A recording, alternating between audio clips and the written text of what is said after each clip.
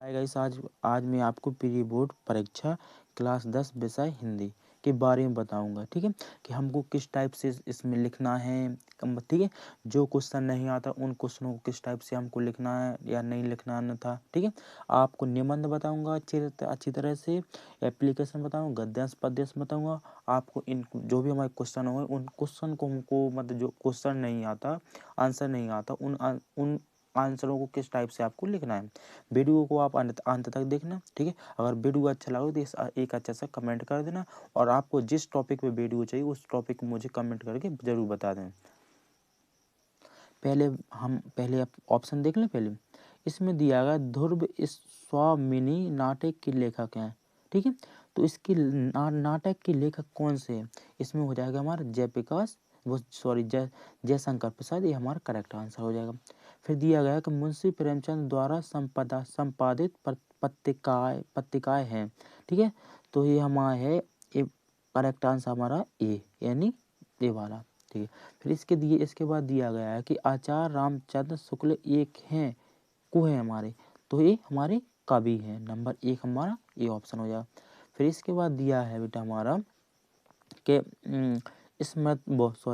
झूठ सच किस विधा की रचना है, यानी झूठ सच किस विधा की रचना है। तो इसमें क्या हो जाएगा, इसमें हो जाएगा हमारा उपन्यास। ठीक है, उपन्यास। ठीक है, एक हमारी हो जाएगा। ठीक है, अगला दिया है कि स्मृति की रेखा साहित्य की विधा है। ठीक है, तो ये आप देख लेंगे, कन्फर्म नहीं हुआ मुझसे तो आप इसको बताना। ठीक है, फिर अगला दिया है लालित लाभ के रचयिता है। ठीक है, इसके मतीराम मतीराम। ठीक है, संकेत महाकाव्य की रचना किसने की? संकेत महाकाव्य की रचना किसने की? तो किसने की थी? मैथिली शरण गुप्त ने की थी। फिर इसके बाद दिया है कि निम्न में से छायावाद युग का कवि है को, मतलब इसमें कौन सा छायावाद का कौन सा कवि है? तो हमारा होगा सुमित्रा नंदन पंत। ये हमारा करेक्ट आंसर हो जाएगा। ठीक है, अब इसके बाद दिया गया है बेटा हमारा कि महादेवी वर्मा की रचना नहीं है। 4 ऑप्शन दिए, तो कौन सी रचना नहीं है? दीप शिखा ये रचना नहीं है हमारी, सॉरी नहीं, ये नहीं, युगांत ये हमारी रचना नहीं है। तो ये हमारी युगांत। ठीक है, अगला ऑप्शन दिया है बेटा हमारा कि संकेत किस योग की रचना है। ठीक है, तो ये हमारे द्विवेदी योग की। जो भी आपको ऑप्शन कराऊंगा इस ऑप्शन में से आपको 1, 2 या 3 ऑप्शन आपको बोर्ड पेपर मिलेंगे। ठीक है, फिर इसके बाद दिया विप्ति बटा वन बंधु बाहु बिनी करो भरोसो काको, ए रस की पहचान कीजिए किस रस का है। ठीक है, तो शांत रस, ये करुण रस ये हमारा करेक्ट आंसर हो जाएगा। ठीक है, फिर इसके बाद दिया गया है कि अंबर पनघट में डूबो रही तारा घट ऊषा नागरी, इस पंक्ति में अलंकार है। इस पंक्ति में अलंकार हो जाए वहाँ रूपक अलंकार आया समझ, रूपक अलंकार।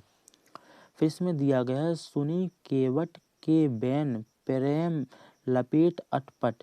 ठीक है, तो इस हमारी एक हमारी छंद दिया गया, यहाँ से यहाँ तक छंद दिया गया कि मतलब इसमें क्या है, हमारे चौपाई या रोला है या रोलट है या धुआ है। तो ये क्या है, रोरस, ये हमारा करेक्ट आंसर हो जाएगा।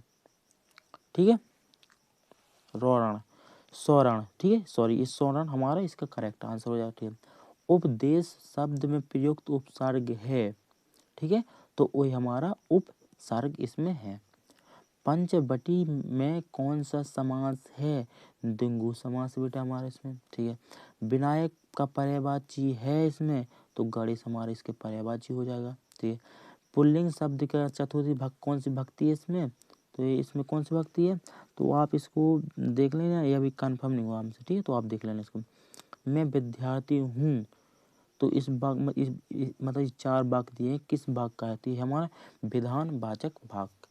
ठीक है, समझ। ठीक है, अब चलते हैं, इसमें क्या है? ठीक है, तो इसका भी आप देख लें, कंफर्म नहीं हुआ बेटा हमसे। ठीक, प्रातः काल घूमने जाया करो ताकि स्वास्थ्य ठीक रहे, समुच्चय बोधक ये हमारा इसका सही आंसर हो जाएगा। ठीक है, अब इसके बाद दिया गया कि गद्यांशों में नीचे दिए प्रश्नों के उत्तर लिखना है। ठीक है, अगला क्वेश्चन है कि निम्नलिखित गद्यांशों में से नीचे दिए गए प्रश्नों के उत्तर दीजिए। मैं आपको सबसे पहले बता दूं कि हमारे आते हैं या नहीं आते, कितने नंबर के आते हैं। तो इसमें दिया गया इस प्रश्न के अंतर्गत पाठ्य पुस्तक के गद्य खंड के उद्भिद 2 गद्यांश में से किसी एक पर आधारित प्रश्नों के उत्तर देने होंगे। प्रत्येक गद्यांश पर आधारित 3 प्रश्न पूछे जाएंगे। ठीक है, 3 प्रश्न पूछे जाएंगे, यानी तो हमारे कितने, यानी 6 नंबर का अंक निर्धारित है। ठीक है, तो ये हमारे कितने 2 आते हैं, यानी 12 नंबर के हमारे आते हैं यहाँ से। ठीक है, तो कितने हमारे 6 नंबर का होता है, यानी 2 आते हैं, यानी 12 नंबर की हमारी है। ठीक है, तो अब हमको इनको किस टाइप से लिखना है, आप इस इन मतलब आपको मतलब इस इनको किस टाइप से लिखना है, तो पहले हम ये देखें कि हमको किस टाइप से इसको लिखना है। ठीक है, ये हमारा 6 नंबर का होता है। ठीक है, तो पहले सबसे पहले लिखना है संदर्भ। प्रस्तुत पद गद्यांश हमारी पाठ्य पुस्तक हिंदी के गद्य खंड में संकलित किस पाठ से लिया है, उस पाठ को हम लोग नाम लिखना है। देखो मैंने पहले पाठ का नाम दिया है, तो यहाँ देखो हाईलाइट कर दिया ताकि आपको समझ में आ जाए अच्छी तरह से। और दूसरी बात तो ये है कि जो भी एग्जामिनर हमारी कॉपी चेक करेगा, तो सबसे पहले देगा को जो ब्लैक पेन इस मतलब इसमें से हमारा सबसे पहले हाईलाइट ये हमारे ये हो रहा है, और इसके बाद हमारा ये हाईलाइट हो रहा है। ठीक है, तो इसको देगा मतलब ये हमारे पाठ से लिया गया, इसके रचयिता कौन, इसके रचयिता हैं। ठीक है, फिर इसमें दिया जाता है बेटा कि आपको कि व्याख्या बताइए इसकी, तो आपको इसकी व्याख्या करना है। ठीक है, तो व्याख्या करना है, तो आपको इस टाइप से हमको व्याख्या करना है। फिर ई के नीचे देख प्रश्न दिया जाता है, एक प्रश्न एक अलग से प्रश्न दिया था कि मतलब इस वो प्रश्न हमको यहाँ से अलग से लिख देना है।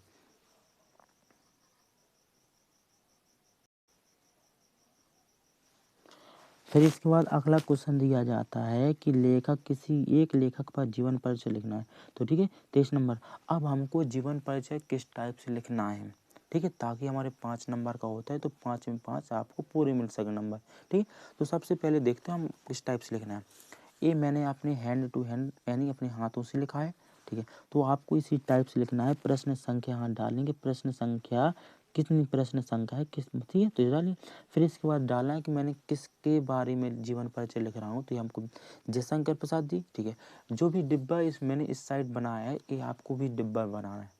ठीक है, क्योंकि इसमें देखो मैंने हाईलाइट चीज़ें लिखी कि जन्म कहाँ हुआ, जन्म स्थान कहाँ है, पिता का नाम, शिक्षा कहाँ से कहाँ तक की है, मृत्यु कहाँ और उनकी रचनाएं। ठीक है, ये मैंने इंपॉर्टेंट लिख दिया। अगर एग्जामिनर आपकी कॉपी चेक करेगा तो सबसे पहले इसको देगा। अगर इसमें कॉपी आपकी सही लिखा है तो आपको हमारे ये आपकी चेक नहीं करेगा। हाँ करेगा तो एक हमारी 2 3 4 लाइन अच्छी तरह देखेगा, इसके बाद नहीं देखेगा। ठीक है, तो आपको जीवन परिचय इस टाइप से लिखना है। अगर इस टाइप से लिखोगे बेटा तो आपके 5 में 5 नंबर पूरे मिलेंगे। ठीक है, ठीक है, फिर इसके बाद हमारा दिया गया था हमारे यह का हमारे लेखक का, फिर इसके बाद दिया था कवि का। तो इसी टाइप को आपको कवि के बारे में कवि का जीवन परिचय लिखना है। फिर अगला क्वेश्चन दिया है कि निम्नलिखित संस्कृत गद्यांशों का संदर्भ सहित हिंदी में अनुवाद कीजिए। ठीक है, ये हमारा क्या दिया, ये हमारा दिया गया है इसमें कि आपको जिस संस्कृत में दिया गया तो आपको इसमें हिंदी में इसका वो लिखना है। ठीक है, ठीक है, तो जो जिस टाइप से मैंने आपको गद्यांश में बताया कि गद्यांश में हमको किस टाइप से लिखना है, उसी टाइप से आपको इसमें लिखना है संस्कृत में। ठीक है, फिर इसके बाद हम इसमें भी हमारे 10 नंबर का था, वो आते हिंदी में आते हमारे 12 नंबर के, संस्कृत में आते कितने हमारे 10 नंबर के। तो एक हमारा ये हो गया, हमारे ये हो गया। ठीक है, फिर इसके बाद एक हमारा ये हो गया, ये भी संस्कृत का। फिर इसके बाद दिया गया कि हमारी इसलिए अपनी पुस्तक की संस्कृत खंड की, यानी जो हमारे पाठ्य पुस्तक जो हमारे पेपर में एक श्लोक ना, जो भी श्लोक इसमें आई हो वो श्लोक हमको नहीं लिखना है, इसके अंतर्गत हमको और कोई भी श्लोक लिख देना है। कितने हमारे ये 2 नंबर के हैं। ठीक है, 2 नंबर का है तो 2 नंबर आपको मिल जाएंगे। ठीक है, फिर इसके बाद दिया गया कि प्रश्न के उत्तर दीजिए। तो आपको ये हमारे संस्कृत में प्रश्न उत्तर दिए हैं, तो आपको इस संस्कृत में आपको उत्तर भी आंसर भी लिखना है। तो ये भी हमारे 2 नंबर के किन्हीं 3 में से, ठीक है, किन्हीं में से इनमें से हमको 2 प्रश्न करना है। ठीक है, आया समझ में। फिर इसके बाद दिया गया है कि मतलब शुल्क मुक्ति यानी जो फीस जमा होती है, फीस के बारे में आपको ये क्या प्रार्थना पत्र लिखना है। तो आप प्रार्थना पत्र तो लिखना है, तो हमको किस टाइप से लिखेंगे उस सबसे पहले। ठीक है, जो भी अधिकतर छात्र स्टूडेंट सबसे पहले यही गलती करती हैं कि वो उसको अच्छी तरह सुनते नहीं हैं, फिर उसके बाद क्या उसके सुनते नहीं, फिर उसके बाद आप जो मैं बताऊँगा बस उसी स्तर पर आपको लिखते जाना है। ठीक है, ठीक है। ये लिया है मैंने अपनी शुल्क मुक्ति के लिए, फीस माफ के लिए, ठीक है। तो आपको इस टाइप से लिखना है, जिस टाइप से लिखा यहाँ पे लिखा सेवा में, तो सेवा में के यहाँ के बाद श्रीमान जी, आपको इसके नीचे से इस साइड लिखना है, यानी से में लिखा, मैं के इस साइड लिखना है आपको श्रीमान जी। जो भी आपका कॉलेज होगा यानी कोई स्कूल का नाम होगा तो आपको यहाँ स्कूल का नाम लिख देना, ठीक है। कानपुर उत्तर प्रदेश, जो आपकी सिटी होगी यानी जो आपका प्रदेश होगा वो हमको है प्रदेश लिख देना, ठीक है। फिर इसके बाद दिया गया शिक्षा, वो सॉरी विषय, विषय हमने सेवा के जस्ट सामने लिखना है विषय। अब विषय में लिखना है कि शिक्षक शुल्क माफ करने हेतु आवेदन, ठीक है। आवेदन नहीं, फीस माफ के लिए आवेदन, ठीक है।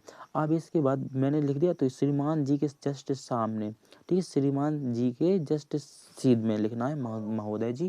फिर महोदय जी के जस्ट पीछे हमको फिर यहाँ से लिखना है। फिर इसके बाद महोदय जी के बाद लिखा, फिर महोदय जी के से मतलब यहीं से फेस टू फेस सामने से हमको इस टाइप से लिखना है। जो भी यहाँ लिखा है मैंने, देखो मेरी एक भी लाइन आगे या पीछे आगे पीछे नहीं हुई है, ठीक। तो आपको इसी टाइप में लिखना है। 5 नंबर है तो 5 नंबर मिलेगा मिलेगा मिलेगा, आपको मिलेगा, ठीक है। बस आप इसी टाइप से लिखना। अब ऐसे नहीं, कुछ छात्र करते गलती कि आधा हमने यहाँ लिख दिया, आधा दूसरे पेज में लिख दिया, नहीं, गलती हो। अगर हमारा 5 नंबर का हुए तो आपको 3 नंबर या 2 ही नंबर देगा इसमें से, ठीक है। अगर कितना भी आपका सही लिखा हो फिर भी आपको 2-3 नंबर देगा, ठीक है। जैसा मैंने आपको बताया इस टाइप से आपको लिखना है, ठीक है। दिनांक आपको यहाँ लिख देना, ठीक है। आज्ञाकारी, वो आपका आज्ञाकारी, ठीक है, छात्र, यहाँ आपको नाम नहीं लिखना है, यहाँ हम कुछ भी XYZ लिख सकते हैं। कक्षा आपको लिख देना कक्षा 10, ठीक है। ऐसा इस टाइप से आपको बेटा लिखना है। हाँ, इसी को भी आप याद कर सकते हैं, कि आप इसी को भी याद कर सकते हैं, मतलब फीस माफ के लिए आप ये भी याद कर सकते हैं, ठीक है। फिर अगला क्वेश्चन दिया है कि निम्नलिखित विषयों में से किसी एक पर निबंध लिखना है, ठीक है। जैसे हमारी बेरोजगारी हो, मोबाइल फ़ोन से लाभ या हानि, तो आपको इनके मतलब इसको किस टाइप से लिखना है, सबसे पहले आपको इस नॉलेज होना चाहिए, ठीक है। जब आप लिखोगे तब आपको नॉलेज होगा, ठीक है। तो हम आपको बताएंगे आपको इस टाइप से लिखना। जो भी आपको मैंने हिंदी का पूरा पेपर बताया आप बस इसी तरह से लिख के आना, तो आपका ठीक है, आपका अच्छा से अच्छा नंबर आ सकता है, ठीक है। तो सबसे पहले देखते हैं निबंध किस टाइप से लिखना है। निबंध में लिखना है बेटा, जैसे मैंने यहाँ ले लिया संख्या यानी प्रश्न संख्या 26 लिए, ठीक है। जो यानी 26 पे हो गया आपको 25 पे या 20 पे, तो आपको यहाँ प्रश्न संख्या डालनी है, ठीक है। मैंने लिखा है बेरोजगारी की समस्या, यानी बेरोजगारी के बारे में लिखूंगा, ठीक है। मैंने सबसे पहले हेडिंग डाली रूपरेखा। जो भी आप रूपरेखा लिखेंगे, एक पहली बात तो ये आप रूपरेखा का आपको 1 नंबर मिलता है। फिर दूसरी बात ये है कि मतलब आप इसमें रूपरेखा लेंगे तो एक आपका एक पेज हमारा ये भर जाएगा, ठीक है। जिससे हमारी कॉपी भी भरेगी, अच्छा सा अच्छा नंबर आएगा, ठीक है। तो सबसे पहली हेडिंग डालेंगे तो प्रस्तावना, ठीक है। प्रस्तावना, फिर सबसे लास्ट हेडिंग डालना है आपको उपसंहार, ठीक है। ये हमको लास्ट हेडिंग डालना है, ठीक है।